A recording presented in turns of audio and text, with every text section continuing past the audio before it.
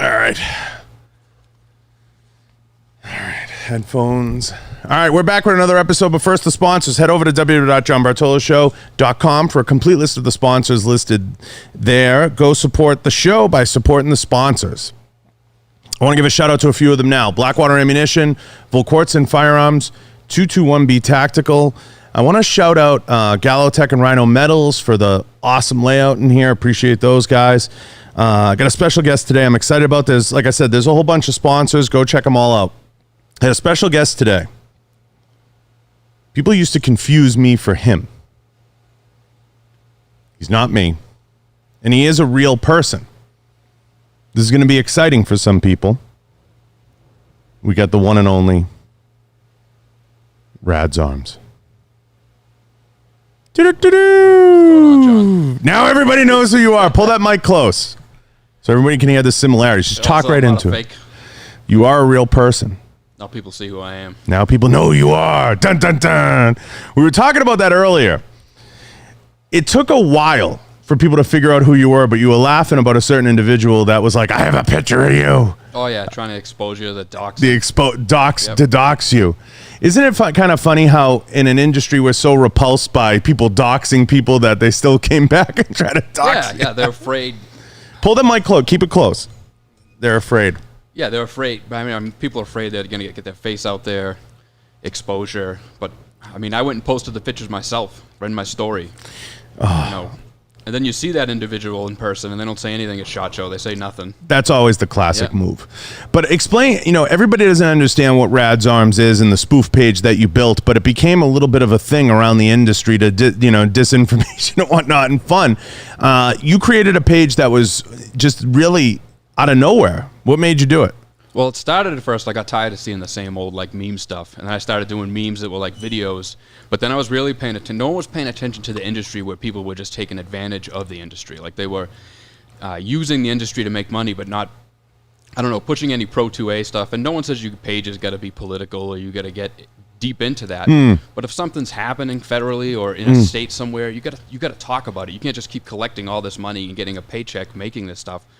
So then I decided I was going to start exposing or try and talk about certain people, a certain person that worked for the NRA for a while. Was too busy pushing merchandise instead of like who talking about what's happened. Colin Noir, pushing his hats, pushing his T-shirts. That's how it started. If you go back to my page, you'll see stuff like that. People don't understand though, Shawn. One of the things I've been critical of Corleone. One of the things people don't understand is they don't understand that there is a responsibility to the community.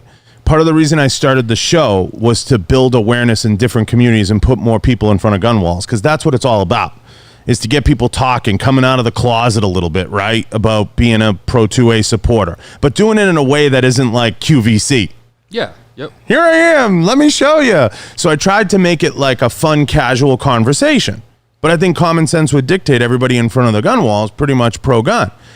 I think where Corleone has failed the community, to be quite honest, beyond the mugs and the T-shirts, is he hasn't done a great job of pulling anybody up. And I think that should be your legacy. What did you do to get your community and your fellowship to the next level? Yeah. And that's where I have some issues. And then when you go into gun manufacturers or ammo manufacturers and you start saying shit like hunters caused the run on ammo, and it's just a lot of these people, and I'm not, they never worked in the firearms business. They never worked a counter, they never worked at a range, they never worked within the manufacturing level or distribution level, but they've become experts. Yep. Like I've said to people, and I mean just being honest, I don't understand some stuff. Like I've never seen some of these people like Dana Lash. I've never seen her shoot a gun. Yeah, some of them are they're just models with guns. Yeah, they're creative. Yep. And that's part of the problem with the messaging. So I always see eye to eye with you on that, 100%.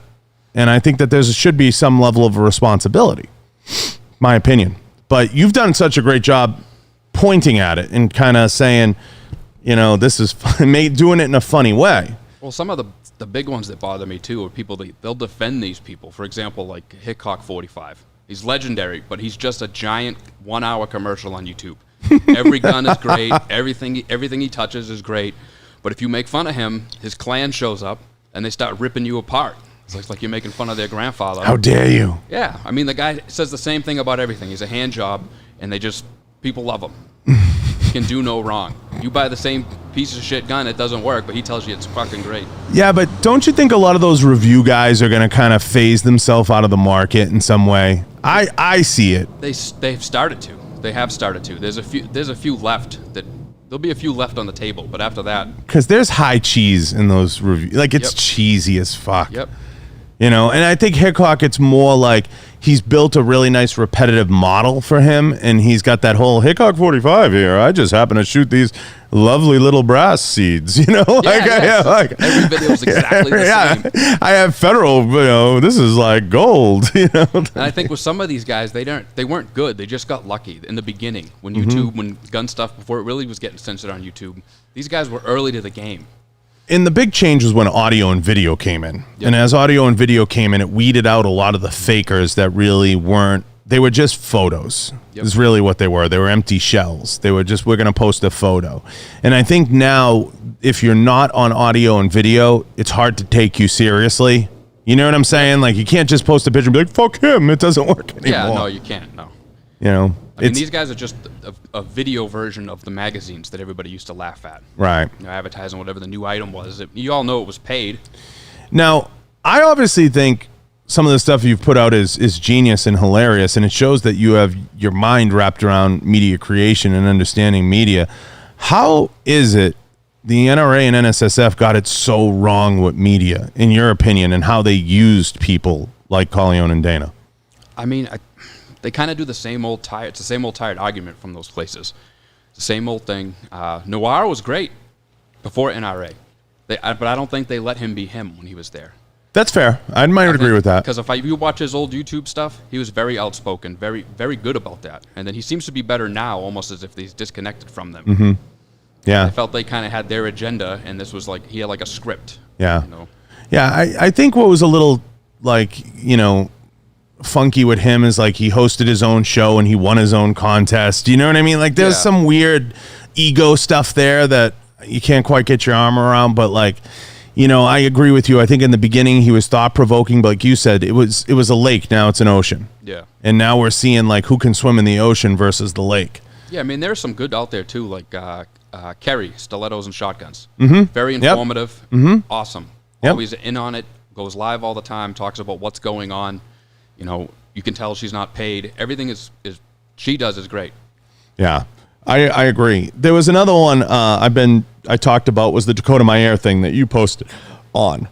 I think we all knew what Dakota was trying to say. I think, and I think we know who he was trying to talk to. It just came out so bad. Yeah, I mean, it's a tough one. Yeah. But some of these guys think they know best. He thinks he knows best. Yes. And it's unfortunate because you know he was talking to such a small group that it wasn't even worthy of his audience.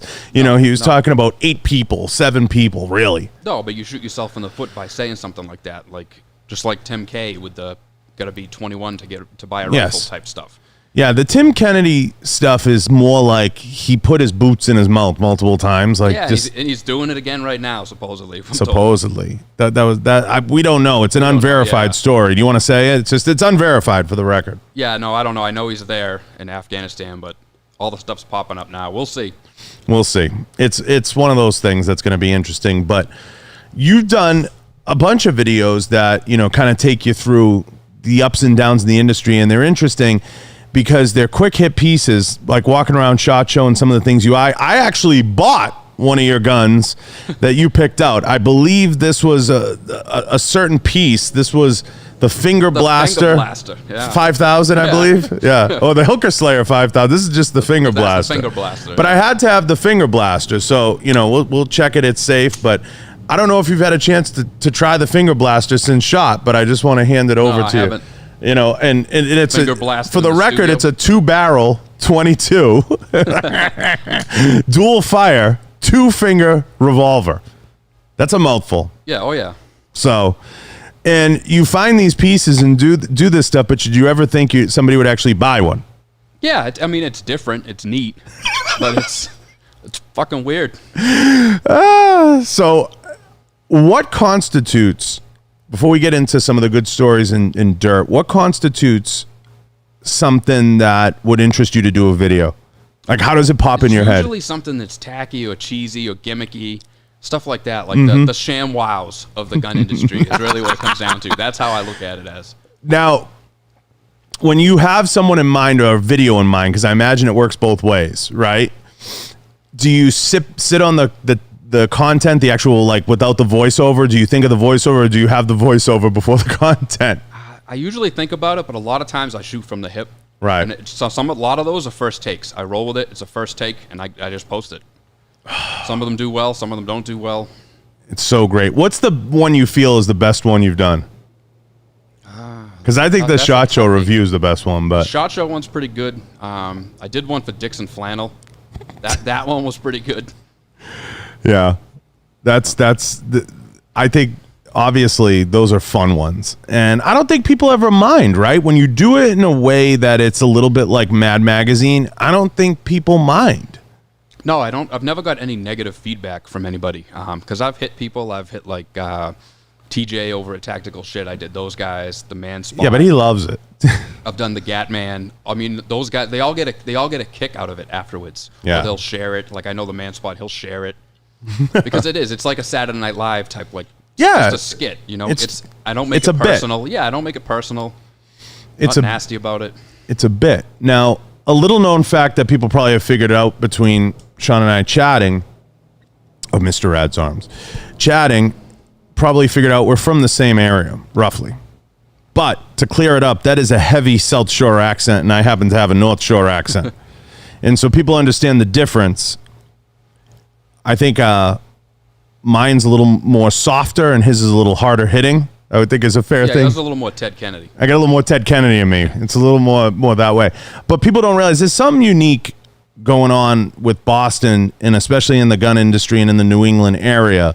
What drew you to it? I mean, it's like California there. It's a very small gun culture in Massachusetts. Very small permit holders. It's a hassle to get a permit there. There's not a lot of gun stores there. So you really got to get into firearms there, and I almost feel like it's not like a weekend thing. So like here, like I'm in Arizona now, and you'll see people that they come in and it's casual. Casual. They just wake up on a Saturday, they want to buy a gun. They're not interested in learning about anything. They don't care about anything, and then it's done, one and done. Yeah, it is. You're right about that. I noticed that too. A lot more. Like people who own guns in New England are like, "Hey, come look at my shit." Like it's a little more like, yeah, they're more diehards. And of course, they're in a state where they're fighting a losing battle.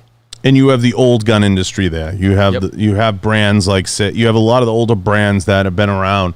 And I was lucky when I came up to be able to train at some of them and participate in some of the different activities. So it was fun to see some of the bigger manufacturers near us. But the problem is they're just so underutilized because they're in such a bad area. But that's a whole nother. Oh yeah. Podcast. I mean, there were a ton of them over there. Yeah, there was tons. You had that Ruger bailed. They're in Arizona now.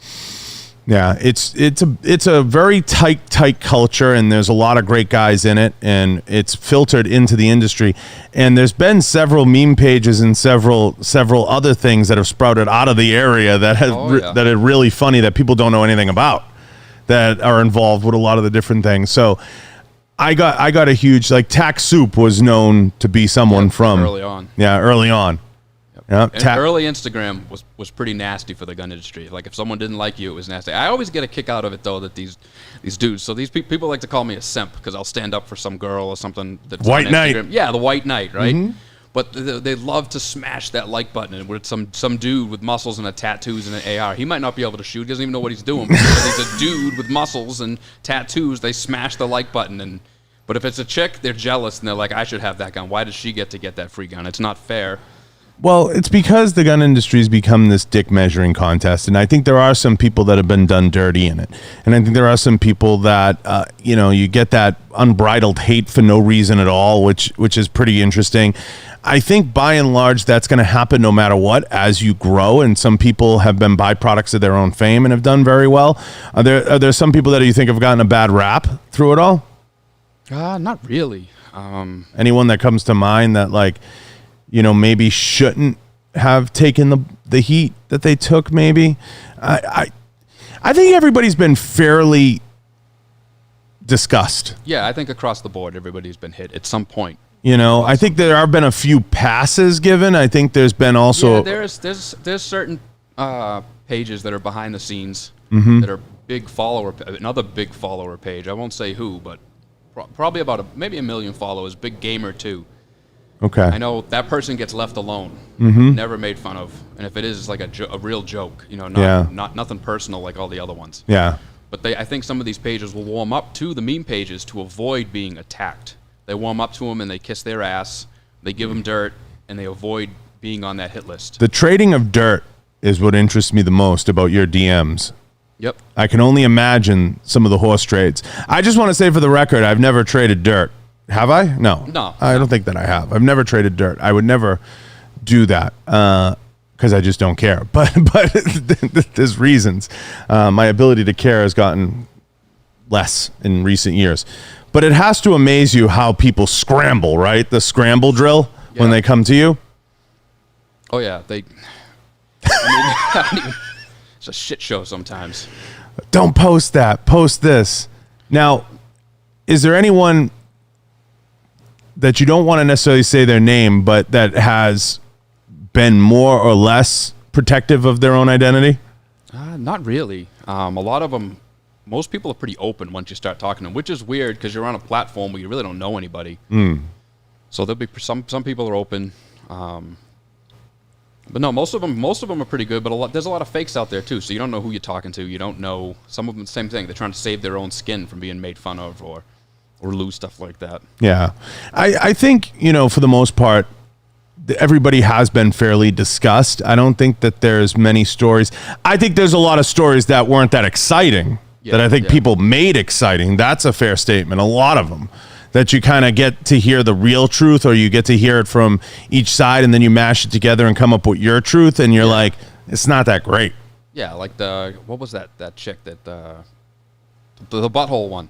Okay, remember that? Mm-hmm. That was like a craze for like a whole month, where everybody was photoshopping buttholes on everything. Right. Yeah. I mean, there's been a few, and I don't think they're that exciting. Like I think, like for example, when Tim Kennedy didn't know the speed of a 5.7 round. Yes. Like a lot of people made a big deal about that for a long time. And I was kind of like, okay, I can understand like when he said people should be 21 or whatever. But like if he doesn't know the speed of a 5.7 round, he doesn't know that's a rifle round, that just shows that you got hit in the head a little too much. He's not truly a gun guy. He may be a military guy. He may shoot guns, but he's not really a gun guy. Yeah. I think the bigger follow-up was that he thought it was a rifle. He's like, this is a rifle round. Yes. Yeah. And it's a 5.7 is actually like a terrible. It's not a bad round, but it's a terrible like defense pistol to carry. It's just not a good choice. And where's the line, Shawn? And I ask a lot of people this. Where's the line between when you're shilling and you're trying to make a living? Because no one's trying to disparage anyone from making a living, but when are you shilling?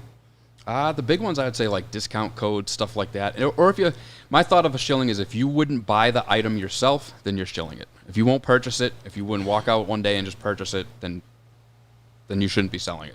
And at what point does it become egregious? At what point have you done too many reviews of Olights? At what point have you? I mean, it's all the same light with a different Cerakote on it. Yeah, it's So at what point do you draw the line? And that's kind of what it becomes. I mean, I don't think anybody faults anybody for making their money, whether it's through sponsorship or through events. But I think some people push that narrative of like, I don't live without this light. It's like the tactical paracord. Like, do you really they got a drawer full of free Olights from Olight, and they get paid 8 cents every time they mention it. So they constantly do it, or the discount codes, or you get the clicks from the website. Exactly. The website, they get whatever is a nickel every time someone goes on the website. That's Bezos. He's paying by the click now too. Who out there is doing it right? Who do you like? Who do I like? Who you like? I see what they're doing, and I think it's doing it the right way. There really isn't many because they're all kind of the same. I feel like they're all a mixed bag, but they're all kind of the same shill. They're all doing the same thing over and over again. It's the same hustle. It's the same hustle. It's the same product, too. Every time a new product comes out, you'll see the same 5 or 6 people advertising in a different way. No one stands out like you got to watch them because no one's truthful because they're all paid. Some of the smaller pages You know, the guys that are trying to come up, that are buying the guns themselves or buying the products themselves to review it, to try and grow, those are the guys that are probably more truthful. Right. You're not wrong. When you look at the instructing community, what do you see? That's kind of blown up too, because there's so many people that are fakes. You don't know who you're taking lessons from. But how do you see through it? If you were advising someone, your nephew comes to you, how do you give him advice? You really got to look at someone's resume and see if it's real. That's really what it comes down to. There's a lot of these. I mean, you guys have probably seen it. You've seen it circulating. That guy that's doing all those crazy moves and stuff, taking guns from people. The Detroit Defense Tactics guy. Those exist. And people go to those classes. You know what I mean? Like it was Arizona used to be front sight school. Usually McDojo's all over that. Usually Rob's on top of that. We hope that he is. But there is a lot of that. You're right. And how you vet it and how you go. I always say to guys all the time, start with your local range superstar. Whoever the superstar is at your local range. The pro, whoever, start there. Get some lessons from them. Learn from them. Resume aside, just kind of pick their brain and just see what they're doing. And then from there, if you seek out individual one-on-one training or specialized training or any of the Instagram superstars, vet them. Yeah, well, like people like Travis. Travis is vetted. You take a class from him. The SIG Academy, actually, I was up there for an AK class a few years ago, and they got a pretty good operation up there. They seem to vet their people pretty good. Yeah, they have some great instructors. You know, where it goes from here in terms of the instructing community, I don't know because of the ammo shortage, which I want to get to with you. Oh, God. Where do you want to begin? Where do you begin? I don't know. I'm ordering us tacos. It's all the fat guys in the wheelchairs buying cases of ammo. Civil War. You think that's what it is? That's some of it. But a lot of it was the COVID. I saw it during COVID. People buying cases and cases of ammo, and they have one magazine, 2 spare mags. Now, I don't believe for 1 second that it was a run on ammo. I think what went on, obviously, is the bidding up of ammo prices and the purchase of Remington playing into it. But I think it leaves SIG in an advantageous position once the dust settles to come out with low-cost ammo that's going to shove it up everybody's ass. But I get a kick out of, and one thing that I think hasn't been discussed enough is the federal guys and Winchester guys getting on air and saying this is why and that's why. But they're raising prices at the manufacturing level like it's going out of style. And they don't realize ammo will never be cheaper than it is right now. And is there some artificial hiding of the ammo and hiking of the prices? I don't think so. I think people are buying it. This happened back in 2012 after Sandy Hook. Yep. You had that same ammo run where 9mm went from $8 a box to $25. This is the highest we've seen it. People selling it for $40 or $50 a box. You know, it's insane.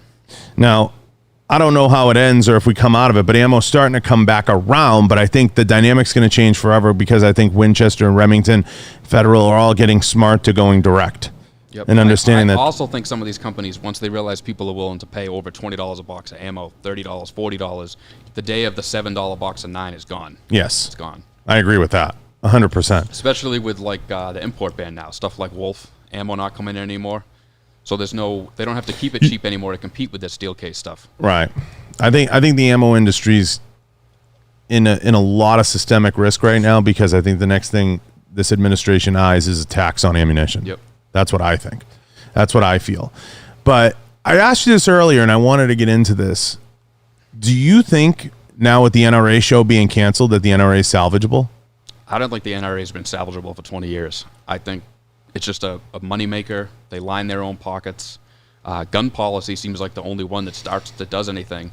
And it's like the NRA will jump on a victory at the end, or they put their name on something. You know, like I forget what state it was, the constitutional carry, whatever state passed it, they were acting there like they're signing the bill. They didn't have anything to do with that. Yeah. They just wanted to be there for the photo op, you know. You get your free fishing lure and your free hat when you sign up for your lifetime membership. You get that. I get that shit in the mail weekly to get me to sign up. Do you think that they will still exist in our lifetime, or that there'll become a time where they're gone?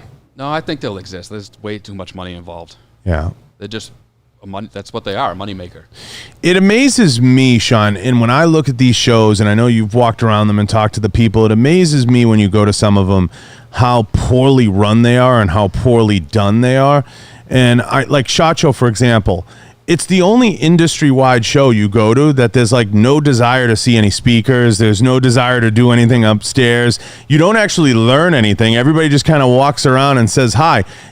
So basically every company's paying to rent booth space that's overpriced to put a booth up to have a drink at Circle Bar. Yeah, nothing gets done. No deals are made anymore. There's no cool products that came out. I think the coolest thing that came out of SHOT Show was when the Hudson had that pistol. Yeah. That Hudson 9 was a cool gun and the most probably innovative of anything in a long time. It won an award too. Yep, but then bankrupt and money troubles.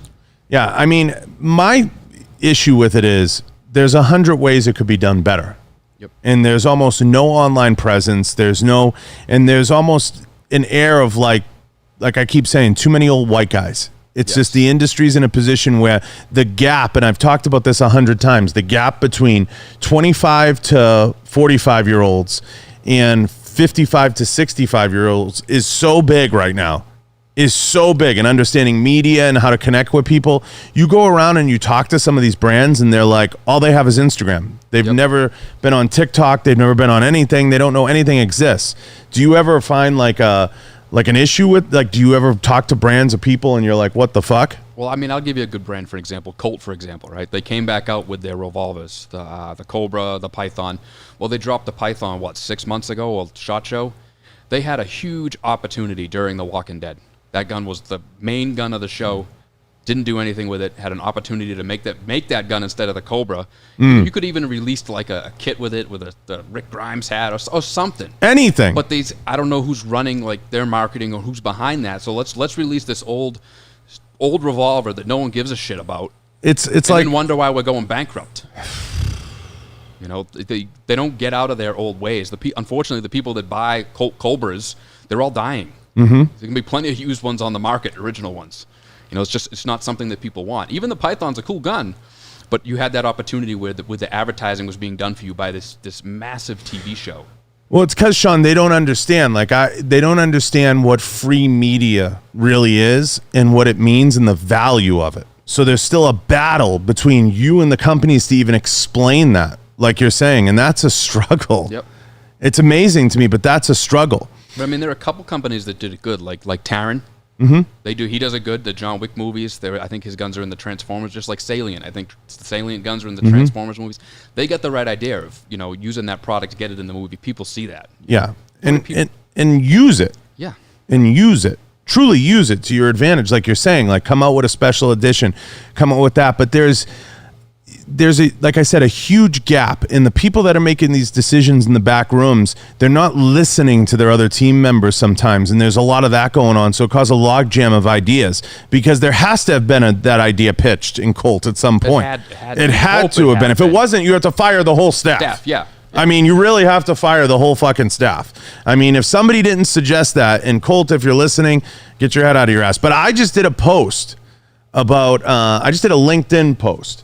And on it, I was talking about Davidson's. And I know everybody doesn't want to talk about Davidson's because it's Davidson's. And I like some of the guys there. This isn't a knock. But they had a gun wall up. They just had Smith & Wesson on to promote their shotgun. They had like 2 guns on the wall. And I did a post on LinkedIn about it. I'm like, this is embarrassing. When John Bartolo has a better gun wall than you're in fucking trouble. You're in real fucking trouble. So don't come for me until you get a gun wall that comes correct. There was literally one fucking gun behind the CEO of. I felt bad for him. I was probably like, his personal gun. Yeah. On the wall. I'm like, you need a donation or something? Like, what the fuck? They're the biggest manufacturer. But I think a lot of that goes on because you have these cigar chomping geniuses in the room that are like, let me tell you how it's going to go, kid. Well, just like Smith shotgun. I got nothing against Smith & Wesson, but that's just a KSG. Nothing innovative anymore. I don't think that's a shocking thing to say. No, nothing. It's the same recycled shit over and over again. But why? And how do you fix it, right? It's like, you got to get people out of these positions. You got to get. I also notice in the industry too, you see the same recycled people. So someone will get fired from a job in marketing, and then that person's working for someone else, and then they get fired again, and then they're working for somebody else. At some point, like if you're Remington and you look at this person's resume, you're like, wow, this person's worked at 9 gun companies. Should we really fucking hire them to do our marketing? Well, and in the employees' defenses, some of it's the companies. You go to these brands and you try to break the walls down you're talking about, and they won't do it. Yep. What they do is, and everybody knows this, they'll take a half step forward and then take 2 steps back. Yeah. And I've worked for some of those brands. I've worked for brands that you present totally logical ideas, like, we should start a vlog. And they're like, you crazy. But I had a marketing guy in the business, high-level guy, say to me one time, very big company, he said, present the same idea over and over again, you'll always have a job. Yeah. Present a new idea and fail, you'll lose your job. Now, I'll agree. I'll say some ideas are crazy. Like when you get these ideas, like Silencer Co. wants to go to fucking Sturgis and do weird shit. Like, to me, I don't see anything there. There's I no can touch on that too. Go ahead. So another one that I think is crazy, like Brownells, right? So you got Brownells, you got Midway. So my beef with Brownells has always been that they stay out of. They don't concentrate just on guns. They got this thing with Jeeps going on. Like, can I order fucking rims and tires from Brownells? Like, why the fuck are we advertising It's Walmart Jeeps? now. Yeah, I don't understand. Then they get like, there's nothing wrong with MMA fighting or anything, but they're involved in that. Like, they're not having a gunfight, in the match. So why are we branching out to that? And then they never have anything in stock anymore. We're like, Midway, what kills me about Midway is the donation to the NRA, but they have the stuff I want when I got to order it. I don't have to fucking dance around and look at this advertisement for a Jeep or like. I like that Brownells tries. I love that they're trying. You know what I mean? Different communities, I get what they're trying to do. It's like you said, it's creating a funnel and making it all make sense. That's a different story.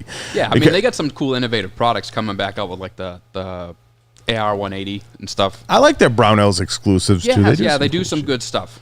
Yeah, no, Pete's more in tune than most, but I agree with what you're saying. It's like a big pile of shit segmented, and you're trying to figure out what's like, what. They get a post, and they're all like four-wheeling, and I'm like, is this about guns? Like, what are we doing? What's happening here? What's going on? Bunch of fucking, and they do the same shoots, and it's the same recycled people over and over again. I always feel like those companies should. So you bring all of the same influencers over and over again. You see the same faces. There's nothing wrong with them. You see like Mr. Guns and Gear. You see Rachel Rapid Fire Rachel. Yeah. You see the same faces over and over again. Well, what they should do is go on their own follower page and DM 10 people on there and say, hey, how about we fly you guys out? You're just Joe Schmoes and take you out in this Jeep, since we're going to drive people around in this fucking Jeep, and go shooting. All right. Instead, you bring the same recycled fucking clowns out over and over again, and it's like I don't even want to look at it. You know what I mean? Yeah, it turns you're better off using blanks, like blank. Yeah, you could bring 1 or 2 people out, the people recognize, but I think like that would go bigger in the industry. If you're like, oh, Brownells paid for me to go out on this trip. Oh, sure. Shoot some guns. You'd get that person talking about more. Yeah. And they would do it for free. They're going to keep, after the trip, they're going to talk about Brownells. They're going to talk about that to everybody. Whereas if someone that you're paying, they're going to talk about you only while you're paying them. Yeah. Once that money stops, they're not going to talk about you. If Midway wants to start paying you, they're going to start talking about how Midway is better than the you. greatest. Yep. Now, Nuanced Observer said SIG is good at the media game. They have many loyal customers from away from Glock. Yeah, SIG has done it right. Like we were talking about some. And I'm not saying that to be a homer. Full disclosure, I'm from New England. I love SIG. There's no, I think they do great. I have a lot of friends there. But I think by and large, they do a good job, in terms of some of the hand jobs we see out there. They do. My always biggest beef with SIG is you can't buy anything till it's like generation 19. And then it'll work. And then it'll work. And then it'll work. Now, I look across the industry and I see brands like Browning is one that comes to mind. And you talk a lot about confusion and kind of when you see some of these brands, like what are they doing? Browning, when you look at the booth, I don't know what's going on, Shawn. Even when I look at the website, I see a shaker bottle with a Browning logo on it. I see stickers. I see a shotgun. There's some ammo. There might be a bag. If you need like a dog raincoat, they might have one available. But when you look at that booth, I'm like, what am I buying? Am I buying a gun or a brand? And to me, it's this overkill with how much they put their logo on. That's my opinion when I look at them. I'm like, what's going on in here? It looks like Filene's basement in 1993. Yeah. It's like walking through fucking Woolworth and just buy these camo stickers. Yeah, it's for your truck. That's it. It's all too much. So when I look at them, I see a lot of great, but I see a lot of like over promotion of the brand. Like anything we can put it on. Hey, do you need a wine opener? We got a Browning wine opener. They can't sell any guns. It's the same. They don't make anything anymore. They make some shotguns. Same thing. Their clientele is kind of dying off. Yeah, and that's what you see, a lot of aging out of the community. Yep. And they're content to let it happen. Now they got to sell keychains, or they got to put their emblem on beef jerky. Mm-hmm. That's where they got to make their money now. Now, when I came into the business, one of the running jokes I talk about in the last 10, 15 years was you get those brands that come up to you at the booths. They're like, check out this rail. This is the greatest rail ever designed. It's 4 ounces lighter than the other rail, and we're using superior M-LOK technology that's ever been used. That was the type of like QVC type shit that was going on. And I remember just being like, do people really buy based on that? Like, is that really going on? I mean, the basement is full of it. If anybody's ever been to SHOT Show, the basement is a fucking train wreck, man. It was COVID City, of course, when we were there. Yeah, but COVID City. But it's just the same old shit. Cell phone guns, fucking rails. Cell phone guns? Yeah, fucking dildos that shoot. Anything. Dildos that shoot. They spend all this money to get this booth, and just some of the stuff I don't get. It's like a waste of time down there. Do you think the NSSF, and I disagree with Tom Taylor at SIG about this sometimes, the NSSF to me I think could benefit a lot from picking up where the NRA left off with developing a media presence, because they're supposed to be in the FFLs. And what I don't understand, Shawn, is what the fuck is going on over there with Chris Dolnick and that whole team, because they have a golden opportunity to say, we're going to develop a channel that you can play in your FFL all day long that's going to have all this great content, interviewing other FFLs, whatever, doing all this stuff, putting cool people on TV, and that can be their way to pump their message into the FFLs. And I think there's a huge opportunity missed there. Yeah, they don't. It's the same thing. It's the leadership. It's the same leadership that's been in place forever with them, and I'm just like it is with the NRA. There's no, unless the only way the NRA would ever survive is it would have to dump everybody and start over. Yeah, but it'll always be a dumping ground for widows and idiot sons. Like people that have nowhere else to go in politics go work for the NRA. Yes. Yep. You know, until they find something else. And that's just, you know, it's hard to find a lot of true believers in there that really are there for the good work and understand that. And they bring on a lot of untalented people. I mean, the fact that John Bartolo can put out more content than the NRA is fucking sad. Well, the NRA won't even, if you go on, like if something's happening, like what was it, like the bump stocks, all that, when that stuff happens, it doesn't even show up on their social media page. They don't even post about it going on. No. Or like when everybody was doing that, we had to do the ATF comments with the bump stocks and the more recent ones. Same thing with the braces. Nothing from the NRA. How come they don't have didn't have the link up to send your comment into the ATF? Nothing. Because if they win, here's my thought with the NRA. If they win that battle, then they don't make any more money. So I almost feel as if the NRA wants to always have that scare. They want to let some of these laws pass. They want that little piece at a time taken away from us so that people start shelling out more money. Like, hey, they just banned braces. Well, we never put up a thing to help. We never talked about it, but they'll post that they got banned, and then they'll ask you for money. I feel one of the biggest disconnects is whenever there's a gun rights issue, Shawn, whenever there's a gun rights problem, the disconnect comes from the top. Fox News will look to put on a Navy SEAL as opposed to an FFL. And I'm a big advocate of the FFLs. I'm a big advocate of the gun shops because I think you have to get those people that's their money that's affected. You have to get them out to the forefront of the conversation. I felt that that's a huge problem from the top down and how the industry's portrayed. Yeah, it's a big one. That's the big, I'm a veteran, I know better, this is it. Instead of talking to the real gun guys, the guys that are really down in it, that are affected by it. And that's their living depends on it, you know. What people don't realize is if the Second Amendment went away, the military's still going to source weapons. Yep. That's not the issue. The issue is we want to get the people on whose pocketbooks are affected by this because they're going to give the most passionate, compelling conversation. And what would happen is there would be a switch. A switch would go off, Shawn. There would be more people having the discussion around these mom and pop small businesses losing their businesses that have been around for a lot of years. You know, a lot of gun shops in New England, they've been around for 50, 75, 100 years. And they're losing their business because we're fighting the battle on the wrong front. That's my opinion. And that's the disservice. Yep. Because everybody's trying to get the microphone and everybody's trying to be the person. But get an FFL owner on one of these platforms and let them talk passionately about the business and how their paycheck's affected. Oh, yeah, yeah. There is a downside to that because some of those shops, too, are that, like, that FUD type thing with the background checks. I mean, I'm a believer that, like, you should be able to go on Amazon and have it sent to your house. Like, I'm a 100% believer in that. I wouldn't disagree with you. I think there's a way, just like I think there's a way to own NFA items and not go through the process we go through. Yeah, we shouldn't have to do any of that. You shouldn't have to do any of that. I'm a huge believer in that. I think the huge mistake that was made was when we went for the Suppressor Act. We should have gone for national reciprocity at that time, not the Suppressor Act, because it was too confusing the way it was laid out. People didn't understand what they were voting for. Most of the elected officials didn't understand what they were voting for, and it was a failure. And it was a total failure. We should have gone for national reciprocity. That would have been easy to pass. The precedent already exists in driver's license, and you would have had a more compelling conversation to say, hey, we issued you a permit here in Massachusetts or New York. You're entitled to a permit anywhere else. Nationwide. You're good nationwide. But it comes back to my theory of fighting the war on the wrong front. Well, you got some of the community too will be divided. Like when the bump stock thing happens, how many times did you see, oh, who cares? It's just a bump stock. Who cares? As soon as the bump stock thing happened, I knew braces were going to be next. I said, they're going to come after braces next because it's the same decision, it's the same concept.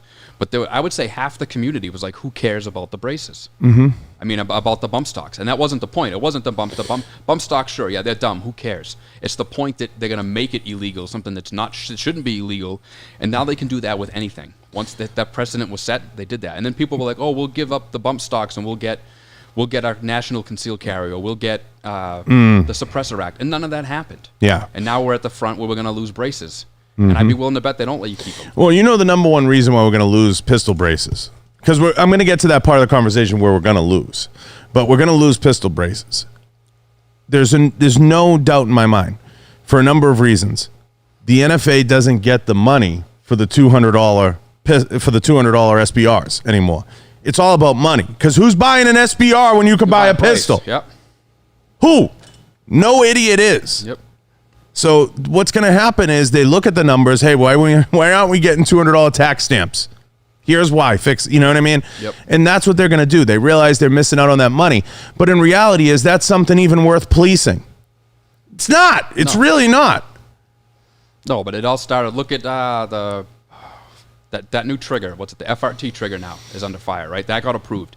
All the stuff that was approved by them, deemed legal, was a non-issue until the bump stock thing happened. Once the bump stock thing happened, now they're looking at everything. And that was my biggest gripe with the community during that, was that who cares? It's not the point. It's not the point of what it is or what it does. It's just that they can just change their mind like that and create. I mean, they're rewriting what a machine gun is without changing the law. What do you think the most misunderstood thing about the Second Amendment is? To people that you get that are brand new that... That's a tough one. There's a lot of them. The biggest one I tend to see is I feel like there's this belief that people just buy guns because they're crazy. You know, you get a lot of that. It's kind of like when you come across someone initially that maybe does jiu-jitsu, you might think like, well, what the fuck are you preparing for? You get that kind of look. Yeah. You know what I mean? Like, and you're like, no, you could be a normal person that goes to dinner with normal people and is normal and still like to own a gun.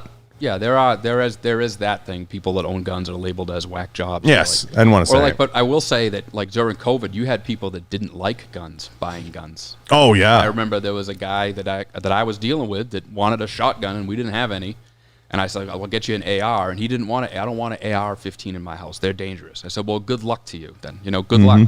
Have a great day. Because.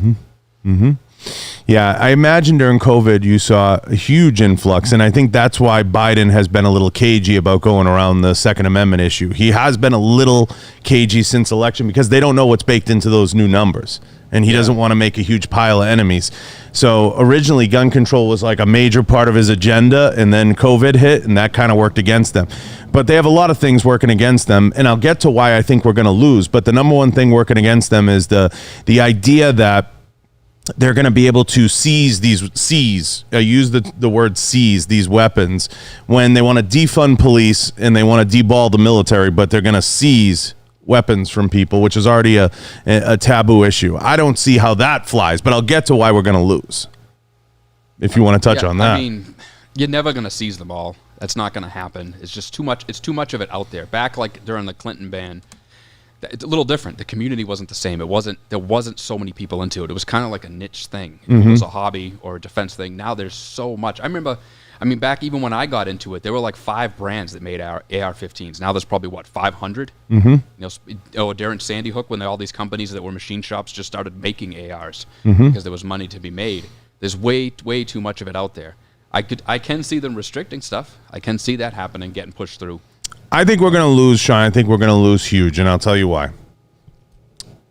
Not because necessarily Biden or something, whatever, some crazy law is going to come down. They're going to slowly erode the profitability, number one. Number two, they're going to tax the crap out of ammo. Once Democrats figure that out, they're going to tax the shit out of ammo because they would justify it 8 ways from Sunday. And what you're going to have is you're going to have a situation like cigarettes. It's going to be like if you really want to smoke, you can smoke. If you want to spend $20 a pack, yeah, you can smoke. And that's where we're going to go. And that's what's going to cause a lot of people to get out of the industry. Well, a lot of it's on state level, too, if you've noticed. It's almost state by state, little by little, is where they start restricting stuff. Nothing really has happened federally. Everybody's always concerned about federally. But to me, it's always been like a state level thing. Like Arizona, for example. I talk to a lot of people there, and they're like, it'll never happen here. It'll never happen here. It's going to happen there at some point. Look at Nevada. They're starting to do stuff too. It's piece by piece. People move from other places. The gun people don't move. So the gun people will stay in California and they fight that losing battle. And God bless them. They're trying, but it's a losing battle. So those gun people from California, Massachusetts, Connecticut, those people should move to a place like Arizona, Utah.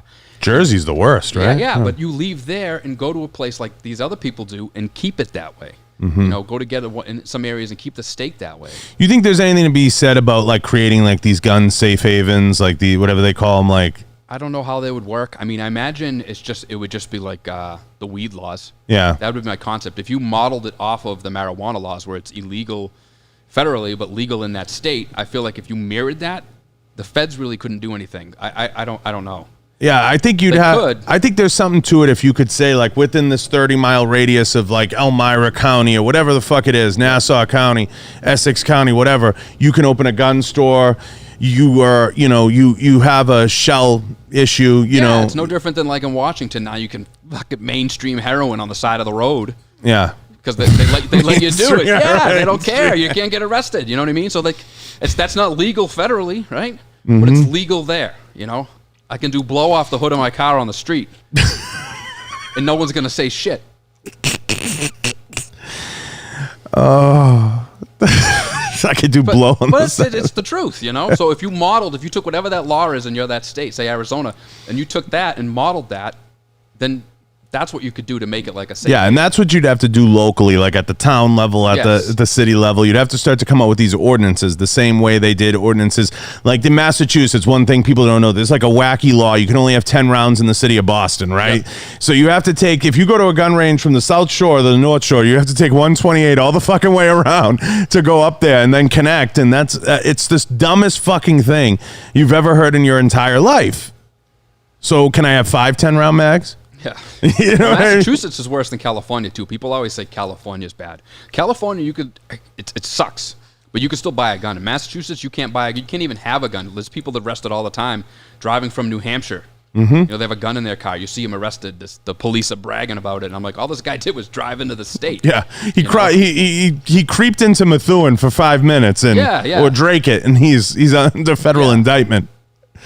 Yeah, you see it a lot. And I think in Massachusetts there's more, there's more ticky-tack stuff like that because it's such an old bureaucracy, you know what I mean? And you have, like, those guys, you got to remember the Stadies look like they're retaking Omaha Beach. So they want to, you know what I mean? Yeah. So they come out of their car and it's a tack-on thing. I got a lot of friends at a Stadies, so I'm not trying to say anything bad. That's how they look at it, like, oh, I got to get a guy today, I'm going to... Yeah, they want to... I don't know, get a pay raise, however it works. We caught a New Hampshire man today, totally legal gun owner in New Hampshire, in Methuen. Like some old dude arrested with a Glock on him because he was coming down there to get some fucking The last one that was arrested, it wasn't even a Glock. It was like a shield. It was like, I know there was one guy that was highly publicized, and they ate shit on Facebook for it. It was like, we got a guy with a Smith & Wesson shield with 6 rounds. Like, but a lot of those people, if that same person was in like any other state, they wouldn't be getting arrested. That's what's crazy. They thought they got gaudy. It was one of those things. But I think, I tell cops the same thing all the time, guys that are working now. I'm always like, listen, if you pull someone over and you know that they're a legal gun owner, but they got the gun open in the back seat, some stupid dude, I get it. Like, don't be a moron. You know what I mean? But at the same time, you know, do you got to write every guy up for every little, like if they got a to from, hey, I'm going from here to my range, I'm going home, and the stuff's in the trunk, and like there are guys that are just trying to piss down your leg and tell you it's raining too. Mass has those storage laws, right? And I don't know when it was like 2 or 3 years ago. You can look it up. Somebody shot their friend by accident in Mass. It was a news story. And they took that person to the hospital, but then the person with the gun ended up getting arrested and charged because of storage laws, because they left the shit at their house open and exposed because the cops went there because there was a gun. The gun went off. So, like, I thought it was hysterical. I'm like, you shoot your friend, right?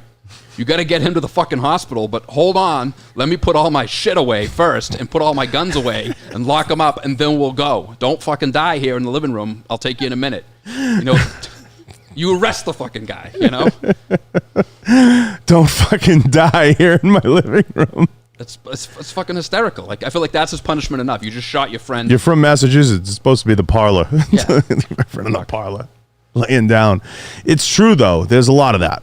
And I think Massachusetts is far more ticky-tack. You don't hear a lot about that in California, but what you do hear in California is these wacky, they, for some reason on the West Coast, come up with these laws like, we're going to come up with the button law. Like, we're going to really show them. Weird shit. We're going to do the button law. And then what they don't realize is it's just another thing to manufacture around. Yeah, yep.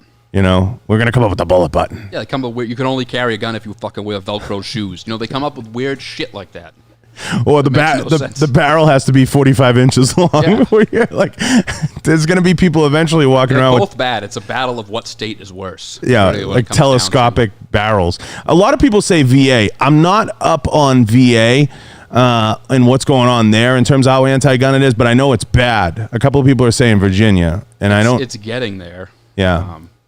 A lot of those states, it's almost like a cancer. It spreads around it. Yeah, and I don't know if it's like Massachusetts where they allow the attorney general to just have a list. You know what I mean? That's the most absurd fucking thing I've ever heard, and that's because Charlie Baker, who I know, the governor, who I happen, and I coached his kids at Swampscott. I know the guy, and you know, he just won't step up and say, "What the fuck are you doing?" She's just magically waving a wand, saying, Well, yeah, there's 2 lists too, technically. So, like, what's crazy about Massachusetts is you have a list. So you can only buy these guns that are on this list, just like Cali. So, but what's crazy is Glocks are on the list, for example, but you can't buy Glocks because there's another list of features that it has to have. And one of them's a loaded chamber indicator. And Glock's loaded chamber indicator isn't good enough, but it still has it. But the other list doesn't tell you what is good enough or what it has to look like. It's a case of 1, 2, 3 made up by me. What was the best was the gun shops like Ron's that used to just sell them anyway. Yes, yeah, there are a handful of them that didn't give a shit. Yeah, they never gave a fuck. No, they're on the list. You know, the second one was the first list was like a civil penalty. Yes. If you violate, it's like a fine. Yeah, and I know a lot of guys that just said fuck it. But yeah, it's comical that they just allow the attorney general. And I don't know if VA has that problem. To everybody listen, I don't think that they do. I don't think No, but the mass one was the ARs and the AKs that we had that ban. It was all it was the mirrored 94 ban. So you could still buy them if they were neutered, no bayonet lugs, stock couldn't move. Bayonet lugs. And then one day she just decided that we've been following the law wrong for 25 years and you can't have them anymore. Would you ever go back to Massachusetts? Fuck though. Why not?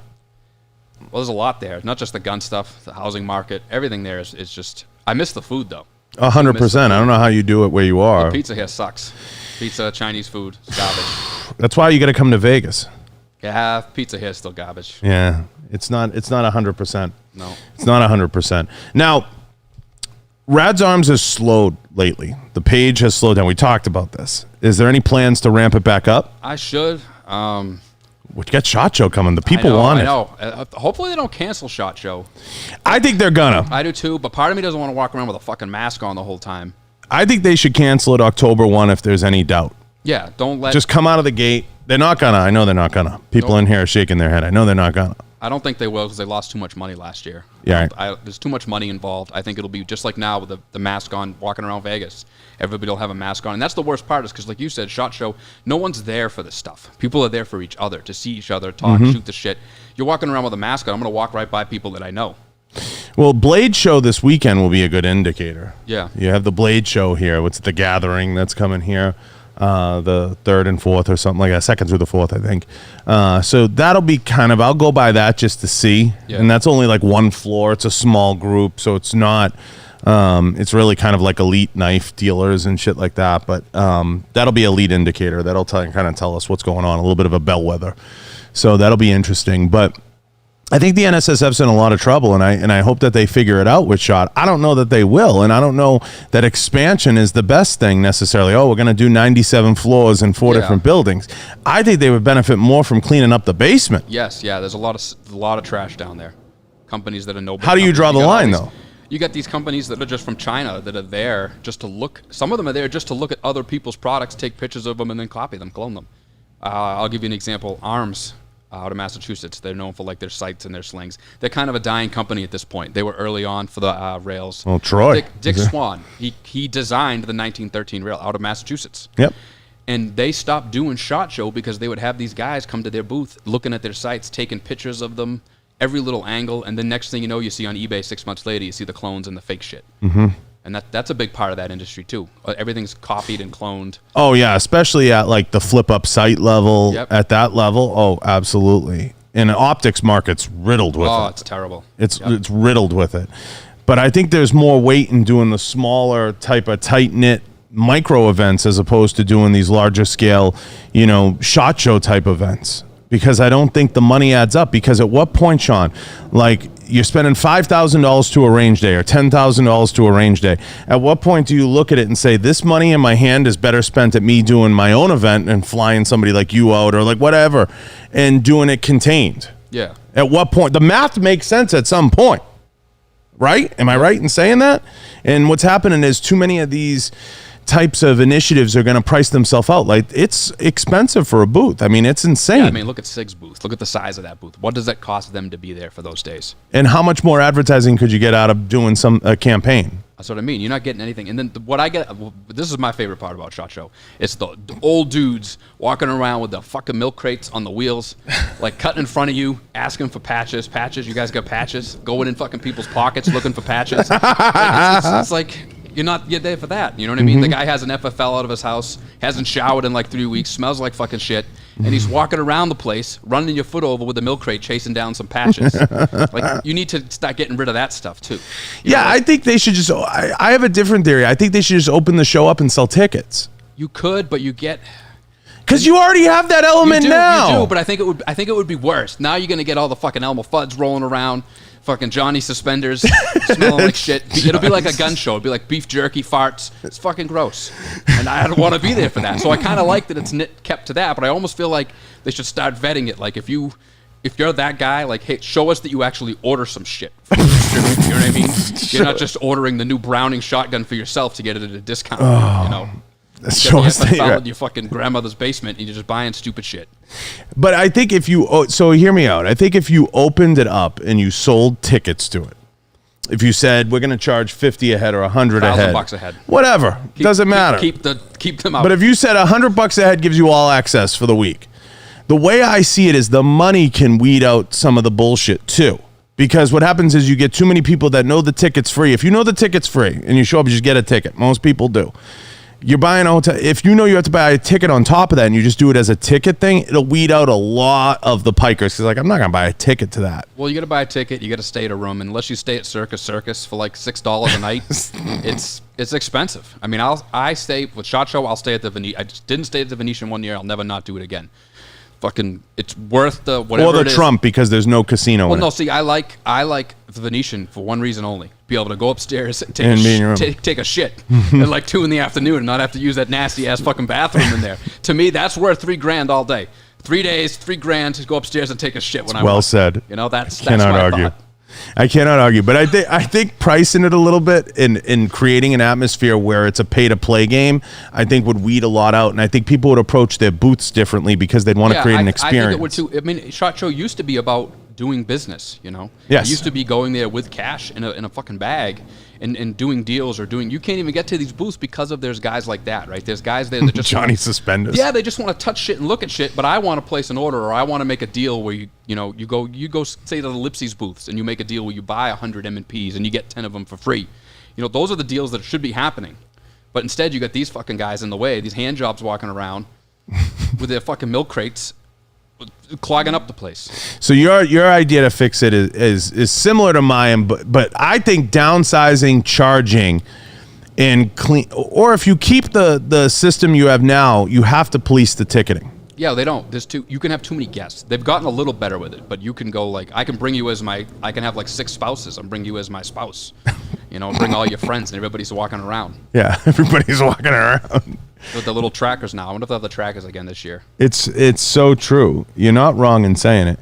Where do you draw the line, though? What businesses do you say, like, you can be in and you can't be in? That's the hard thing, and that's why the model they created is a dangerous one, because it's based on selling boot space. Yeah, letting people in, and as far as that goes, is like, because the FFL side is easy. Most people, depending on where you live, you can get an FFL out of your house. It's pretty simple. It's an easy process. So that person has access now to, say, 4 or 5 tickets to bring anybody they want. Right. And some of those guys are, some distributors don't even, like, for example, RSR, they won't sell to home-based FFLs because a lot of them are that idea of they're just doing it for a hobby. It's a hobby game. And those are the guys that you see at the show that are clogging things up. Is the hobbyist. So, but like, how do you stop that? You know what I mean? You really can't. You'd have to just show some sort of invoice or purchasing history, that you actually purchase stuff. A certain dollar amount, maybe. Like, you got to spend this much money with distributors to get a pass, or you got to spend this much money to get a second pass. You get the first one, you get one. So you're going to my model a little. Yeah, you just have to. I don't know. Sometimes it's too crowded. Last year, it wasn't terrible. Was it 2020? Yeah. That was the last one. Yeah. It wasn't awful. It was nice. But that was a lot. A lot of it is because SHOT Show and some of these shows are influenced by the theater of war that we're in. And as we slipped into the COVID era and PPE came in and things started to change, what you see is, I don't look at Johnny Suspenders, what you see is less guys walking in with BDUs up to their neck and, 27 gussets tucked into their boots, and guys who just are like, all of a sudden, like, I'm here, like I should be in the gun industry. Yes, yeah. They have the costume on. That's what I like to call it. Yeah, you see them walking around. Yeah, you see them walking around in the full, like it's one of those Comic-Cons. Comic-Con. Yep. You see that. Yeah. And, I'm like one step away from being like, are we like retaking Omaha Beach here? Like, what's going on? It's very interesting. Well, some people go because of the celebrities walking around. You see stuff like that. Like, what's his name's always there? Lou Ferrigno. Yeah, he sucks. Always walking around. Yeah, he's an asshole. Yeah, he sucks. Nobody likes. He ran me over one time. Ran you over? Yeah. I was walking. He doesn't like to say hi to anyone. He's kind of grouchy. He was walking behind me. I didn't know it was him, and he's like, started yelling like, "Excuse me, I'm trying to get by." And I turn around, it's fucking Lou Ferrigno. I'm like, what a dickhead. The Incredible Hulk. Yeah. Seriously. Yeah, there's that component. People want to go and they want to see the celebrity factor, but a lot of them walk around before the show starts. Yeah. Yep. That's what people don't realize is, like, when I would walk around with some of those guys, it'd be before the show even fucking started. Yeah, like last year, what's his name? Guy Fieri was there. Yes. See him kicking around? Yeah. The guy I saw that I really wanted to meet, I didn't get to spend a lot of time with him, but I did meet him, was the guy from Criminal Minds, was Joe Mantegna. Oh, yeah, I didn't see him there. Yeah, he was there, and I didn't get a chance to talk to him, but he's a super gun guy. Yeah, Undertaker, too. Yes. He was kicking around last year. Yep. I talked to him for a few minutes. Yeah. What the fuck is his real name? Mark, yeah. Mark, I don't remember the last name. But yeah, he was having breakfast next to me at the Grand Lux, and I'm like, I can't bother this. That's the fucking Undertaker having breakfast next to me. You wanted to be like, can we get the smoke machine? Yeah. Can we do the walk? The fucking lights come off and the waiter comes out. The waiter comes out. Jesus Christ. But I ran into him at the Barrett booth. He was super cool, too. You know what would be a funny play with him is if, like, you followed him around with, like, the urn. Oh, yeah. Walking in front of him, clearing the way. Yeah. If you had like a Paul Bearer costume. Man, yeah, you'd have to. If Nine Line has a line into him because they do like the shirt or the hat. So I should tell Tyler, like, the next, I'll dress as like Paul Bearer and be like, no, and just show up. Don't just show up with the urn and like a shitty smoke. You're behind me with a shitty smoke machine. Just like, it'd be hilarious. That would be funny. That would be a fucking great. I don't know if you can do that though, because like the WWE will find us. They'll be like, you're infringing on the character. Oh yeah. You can't even post any of that stuff on YouTube. Oh yeah, they're so happy. They'll arrest you. So I don't know if there's a way to fix it. And you said you think that they're gonna drag out and SHOT Show is gonna happen. You think it's gonna happen? I do. I think it's gonna be just mask mandated. I think that to me makes it miserable. In Vegas now, it sucks wearing the mask around. Do you think them going to the larger setting, bringing in Caesars, is smart? No, it's not dividing it like that either. Right. If you were going to put it all in one building, but from what I gather, it looks like it's going to be in both places. Okay. Which would just piss me off. Now, when you do, I want to get back to the page. When you do a piece on somebody, or you're going to start to come forward, is there any motivation like, do people understand that you're doing it as like a tongue-in-cheek thing? Or do people ever take you seriously and they're like, you know, because like even like the vault one, which is hilarious, right? By the way, like you have this vault and you're like, what is this piece of shit? You know, you know what I mean? Do companies ever like do you ever get hit up by the companies, the brand? Yes, I have. And they usually try and offer it to me, whatever the item is. And I typically won't take it. I won't accept it. You know, it's just because I just shit on it. I'm not going to take it. I thought it was a funny product. I'm not interested. That was like that slap wrist thing. The funniest one was that people were relentless with who are the guys that cut the Glock up and they make it like a folding Glock? Oh God, yeah. What the fuck was that? Full conceal. I think they're done now. Are they done? They're done? I think they're out of business now. Yeah, full conceal. I think that was the folding Glock. What have you ever looked at it? Because you have so many on that. Have you ever looked at a product that you're like, this is just unsafe? Like, this is fucking crazy. And you were dead serious about it? Not really. Some of the trigger shit. Some of the weird trigger stuff. One of the other one that gets me is like the bullet, the fake bullet that goes in the gun. Yeah. Yeah, and if you pull the trigger, the gun doesn't work anymore. You have to like eject the. It's just gonna get you fucking killed. Don't buy that shit. But people buy it. They buy it. You know. Of course they buy it. The problem is that stuff is marketed towards the newer people in the community that don't know. So like I like to let people know, like, you don't need this stuff. Don't buy this. Don't buy that. Spend the money on some good stuff.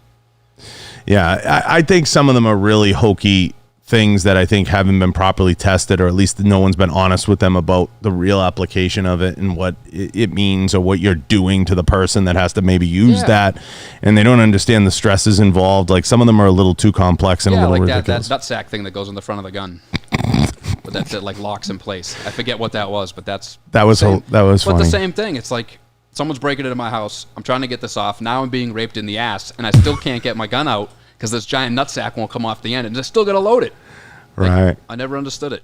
Yeah, it makes no sense. Now, when you're at these shows and people figure out who you are, is it always funny how they change? Yeah. A lot of them. Earlier on, I was a little meaner when I first started my page. Then I got a little nicer. This is like an emotional. Is this a Jack Handy moment? I did make a lot of friends from it though too. You know, there were some people that are pretty cool that I kind of ripped on, and then talked to them for a bit, and they became pretty friendly. Some of them are cool. Some of them I think became friendly, hoping that I'd leave them alone, but I didn't leave them alone. What I found funny was in the very beginning, I had no idea who you were, and we had never met, we had never talked. A lot of people messaged me. Probably more than 6, you know what I mean, had messaged me and they're like, we know what you did. And I'm like, what are you talking about? They're like, we know what you did. I'm like, did what? And they would send me and they'd be like, don't try to deny it. And they'd send the link. Yeah. And I'm like, what are you talking about? I'm like, I have no idea who this person is. And it went on for like maybe like a 3 or 4 like uncomfortable messages. And I'm like, it's not me. Well, because the first few videos, I really did shit on. I shit on Noir. I shit on Mr. Guns and Gear. John Patton. I hammered him pretty good. Poor John. But I went after all those guys then that were like the shills, the shill side of it, because that was my thought. I got so tired of that. Do you think some of those guys had just kind of run their course and? Yeah, most of them have. I said before. So what happens? I think these companies start realizing, like, for example, like Olight. Mm-hmm. That was that big rumor that they paid. Well, they did. Yeah, they paid him $6,500 or whatever it was to do that. Olight reached out to me and they offered me like 6 free flashlights and a discount code to get paid, and I'm like, I'm not interested in that. They come at a man of your caliber with a code? How dare they? No. What happens is they don't want. You don't come to Las Vegas and talk to a man like you with codes. So it's Mo Green. But it doesn't make any sense. Like, am I going to sell one flashlight and make 8 cents and just give up my dignity? And your media is free, and the creation of the content's free. Yeah, and that's what they don't. Yeah, that goes way over their head. I think more companies are starting to do that, and it's like, why would I do that? I can make more money selling turtles at Woolworth than I will posting this fucking flashlight, right? Doesn't even exist. They're starting to learn. So my thought is they're going to start fizzling out, because you're going to have, it doesn't cost them anything to give you a discount code and pay you $2 every time someone uses it, right? Right. So you're going to start seeing more and more of that, and there'll be a few survivors. Like, someone say, like, I don't know, Mr. Guns and Gear, he'll survive. They'll still pay him. There'll be 1 or 2 of them that still get paid for the product. The rest of them will get like codes or like discount shit or like some The code thing from companies always cracks me up, Shawn, because it's not that it's not a noble thought. There are people that are ambassadors and there are people that are influencers. The issue I have with codes is I try to explain to brands, like, if you're just going to give me a code, is the content I'm creating free that I'm attaching you to and then I'm saying your name and all that? So it's that same old model of like, yeah, we'll send you, a Daniel Defense rifle for a range day or something. We'll send you a box of ammo for range day. Who's paying for the range? Yep. Who's paying for the camera guy? And companies, there's a lot of that in the industry. And companies are just kind of like, what do you mean? That costs money? Like, they're like, yeah, they want to give you something free. They want to give you... Here's a muzzle brake. Yeah, and now I own you. Go shoot it and use it. You got to use your money. You got to use your ammo, your time. And the ones that do, I think they're just tired of it. I think they're tired of paying and getting nothing back because there's no way to measure it. You know what I mean? You give an influencer $2,000, $3,000 and a gun to post. How do you know? How do you track what they're selling for you? Well, how do you know how that's working? There are trackable components, but I agree with you that by and large, most productions, like this is a production here. Yep. Like there's production value, okay, here. I understand what you're saying. Like when I meet with someone or I'm talking to someone on a marketing or branding level, or I'm having that conversation and I'm looking at them, I'm like, if you're just doing cell phone content, it better be really good cell phone content. Yeah. It better be content like that's like really different, like stuff you're doing that's really spoofy and fun. It better be something that grabs my attention, because we can get anybody to set up a cell phone and open an account and do that. Now, if there's high value accounts and there's strategic partnerships, faces of companies, I understand the ambassador influencer game. Has it been tainted? Yes. Yeah, there's no question about that. Are there a lot of people out there that make a lot of money on it and don't really offer a lot in return? Yes. By and large, do I think some of the marketing directors know who those people are and know what some of those people, their approach? Yeah. I've seen sheets come through here, price quotes, stuff that Shawn, I'm like, they get what?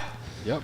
But it's a hustle for them, so they have to keep doing it. They got to film shooting that gun with the teeth whitener in their mouth, to pay the fucking bills. That's what it is, do you remember that kicking around for a while? Everybody had like that electric thing in their mouth. I do. That's terrible, but awesome at the same time. Like, I don't even know how that got into the You need to do industry. A video of somebody with a gun with a teeth whitening thing. Yeah, I don't know how we even got into the industry, but all of a sudden there was gun people with like this teeth whitener in their mouth for a period, like 6 months. Yeah. I know exactly what you mean. And there's a lot of that. And there's no way to police it until we elevate to a level that we have better, quote unquote, spokespeople or better leaders in the industry. But we're always going to be the teeth whitening, holding a gun, $50 to pose in front of a car industry until that cleans itself up. It is always going to be the advertisements. The big thing the community's got to understand is knowing that it's an advertisement. Some of these people aren't, they're supposed to be, but some of them don't, like, they're not honest about it being like an ad. The joke used to be models who fail end up in the gun industry models that fail end up in the car industry. Yeah, that's probably true. That used to always be like, as far as like the rung, like it's like when you hit rock bottom, you end up in the car industry. There might be some truth to that, right? Yeah. Might be better. You get free car parts, right? Yeah, free car parts. Work 60 hours a week, do blow in the bathroom.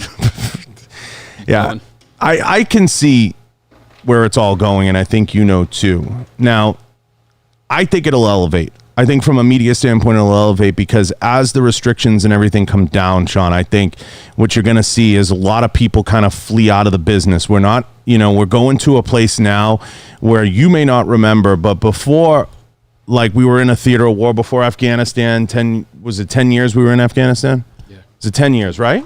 20? 20. It was 20. Okay. I remember 15 years ago, and I'm trying to get my facts straight.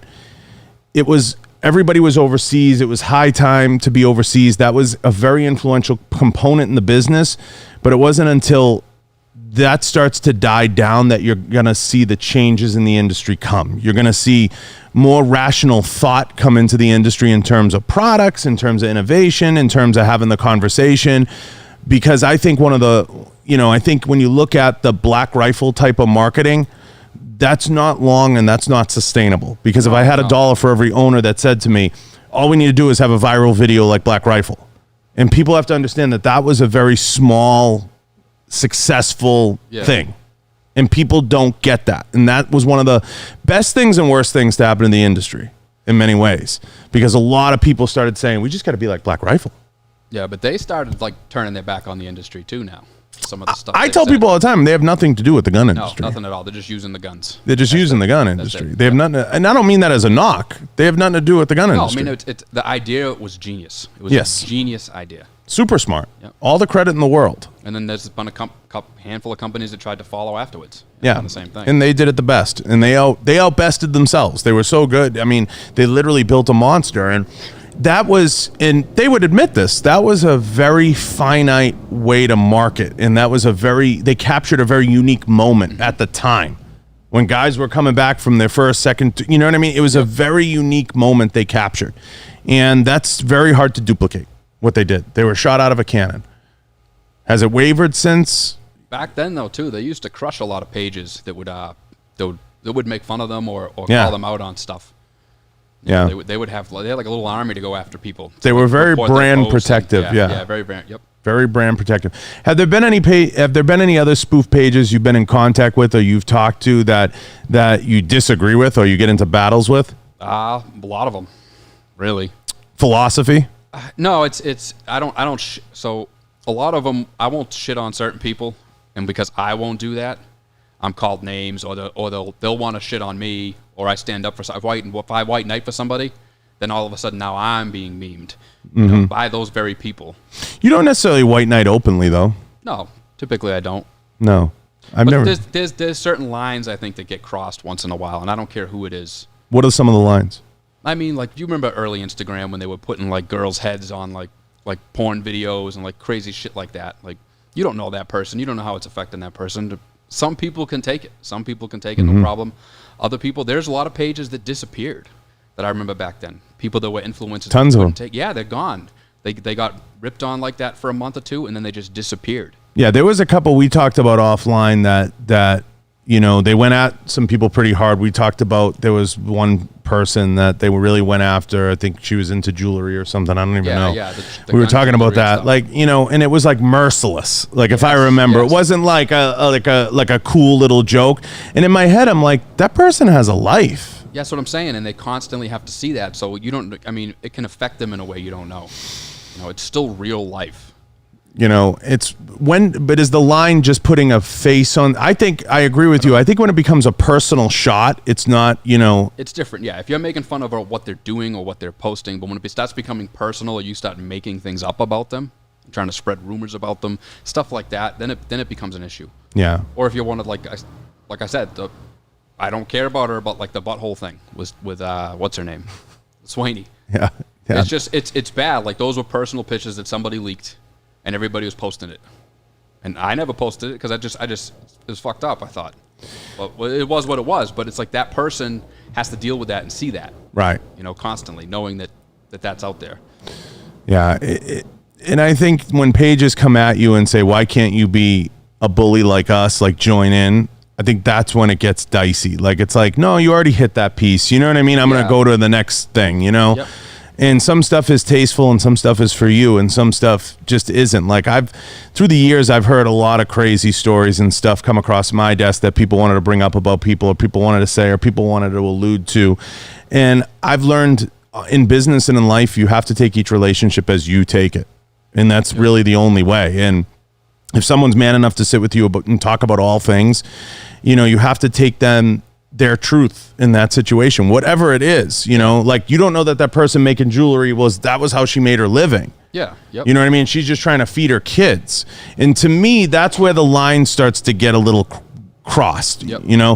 If you can look in the mirror and own some shit that you did and people try to ride you out for that, like we talked about the Taryn situation. We talked about a few things that have come across the industry's, desk and how people have dealt with it. And, I see it from all sides and we both do because we kind of have an inwardly facing perspective of the business to understand what maybe is going on here. It doesn't mean you don't like to hear both sides of the story, but if you deem that, hey, look, that's something that's probably between them, like that's okay to say, right, Shawn? Like that's what's lost. Yep. I feel like not everything is cannon fodder for everybody to comment on, especially if you feel you're stretching it to make it a story. Well, people just they like the negativity. They like to see things burn. They like to see that. I'm sure from this, someone will take something I said and make a clip or a meme or a video. I just get a kick out of, and I know all the women that cozy up to you because they don't want to end up on the chopping block or on the list because you did a highly publicized list. Yeah, the list. That turned out to be like a huge failure. But hey. I thought it was funny. I understand that some people maybe didn't take it as funny. Yeah. Some of them didn't. Some of them blocked me. Some of them threatened me. And then some of them became friendly with me. Yes.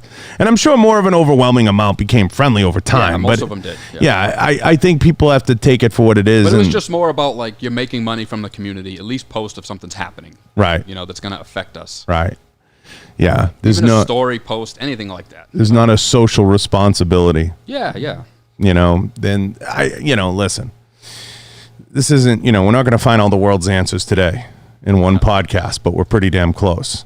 So it's kind of interesting. I don't know how two guys from Boston ended up in this business, but they did. And I'm glad that they did. I was lucky to meet you 2 years ago, maybe 3. Block party. Yeah, we met and we chatted, and then you were like, don't tell anybody. Yeah, that was at the time. It was early on. He's like, don't tell anybody. I'm Rads Arms. I was like, what the fuck? I'm like, I thought I was meeting like Jesus Christ. I was like, what? And he's like, yeah, don't tell no one though. Yeah, after a while, I just stopped caring. I didn't care if people knew who I was. Yeah, by the following year, it was like, who gives a fuck? Yeah. Once I realized it's just all horse shit. So you're gonna bring it back? Yeah, I'm gonna start bringing things back. I think it should be a whole brand, like a page 6 for the industry. That's my opinion. I'm tired of carrying the mantle on LinkedIn. I can't anymore. I think you should be on all those platforms. I think you should be on LinkedIn. I think you should be everywhere, and I think you should call it Rads Arms Page 6. You heard it here first, people. Because I think that would clean it up, and that would make it... And you should write articles. I think you should write articles. I don't know if you do. You might under a fucking assumed name. No, I'm too retarded to write articles. No, only half retarded. Yep. Yeah. Only half. You have to be a half a retard. Half a retard. And people don't realize that's a New England term, and only somebody from New England would understand the endearment that comes with that term. Yes, yeah, that's a lot of them. And I think that's why some of the videos do good, because people, they've never been there, and some of the slang that comes from there. But yeah, half a retard is one of them. Yeah, people don't realize that we greet each other by saying, how the fuck are you doing? And that like blows people's mind anywhere else. And if you ever, we were talking about this last night, if you ever talk the way like people from Boston, New York, Jersey, that's why like if you notice at shows, I'm going to say something really good right now. So write this down. If you notice at shows, people who sit together will tell you a lot. And for the most part, all like the New England, New Jersey, Miami people will tend to all coalesce and sit together. Everybody on that East Coast will tend to sit together because we all speak the same language. When you start to let the West Coasters into your circle, it's like they start to get offended, like, oh, yeah, you spit in my latte. Like, yeah, so I mean, when I first moved to Arizona, I'm in like Starbucks waiting for my coffee. And you get in New England, you want your shit now. I want it now. And the lady, donkeys. Yeah, she's talking to the lady about her cat and how the cat took a shit on the floor. And I'm like, all I want to do is order my fucking coffee. And they don't expect the anger, or like if something happens and you gotta like bitch, they don't know what. They just stare at you. They just stare at you here. Stunned. Yeah, like what do you mean you're mad? You're only on fire. It's no big deal. Yeah, like, stare at you. Like, what did you just say to me? I'm trying to get. I wanted to throw this to you before we get off here. I'm trying to get the Boston guy on, the Boston Be a Man guy. Oh, you see that guy? Definitely get him on. He's from East Boston. Yep. You know how crazy that is? Yep. He's from like 2 streets over from me. He blew up so quick too. Yeah, he's like, if you haven't checked his page out, he's hilarious. He goes, if you're a real man, don't go to the hospital, die. Yeah, he's like, awesome. He's hilarious. The other one I like is Bob Menery. Yeah. He's pretty good too. I'd love to get Bill Burr on at some point. Bill He'd be Burr, a great one from Boston. Yeah. But I'm trying to hit the trifecta. I mean, I had Cutler, I had Dana on. Got to get, maybe eventually Joe or something. But, I'd like to get some more of the Boston-based guys. I love having all you guys on because it's a lot of fun and it's a great atmosphere. And growing up there, I swear there was something special in the water with our generation that made it special. Lead. Probably. Chemicals. Lead. So I can't thank you enough for coming in. Yeah, thanks. It's been an hour and a half, man. I love having you. You're welcome anytime. Yeah. And I hope the page kicks back up, and I'm looking forward to some of the dirt. Is there any sponsors, anybody that actually supports you that you want to shout out? Anybody you want to shout out now? Not really, no. I don't. See, this is a man who operates beyond the cloak of money. This is the real Bruce Wayne of the business. Don't be fooled, everybody. Pay attention. Behind that smile's millions. Don't be fooled. I told him last night I thought I was interviewing Tom Cruise. So I hope everybody now takes a good long look and puts a face with Rads Arms. And I know Shawn will be putting more content out, so I'm excited. And thank you for coming on. I appreciate it. Yeah, thanks for having me. Love it. And I want to thank everybody, but first the sponsors, guys, go check out the website. There's a complete list of all the sponsors there. Can't thank them enough. Please take a minute to like this video, share this video, help me out. The best thing you can do is leave a review. I appreciate all you guys. I appreciate everybody and all the guests. I want to shout out a few of the sponsors now. Blackwater Ammunition, Enforced Weapon Lights, Full Quartz and Firearms, Kenzie's Optics, Pulsar Thermal Imaging Technology, Gallo Tech, Rhino Metals. Thank you to Pink Box. Thank you to everybody. I appreciate all you guys. Can't thank you enough. We're out.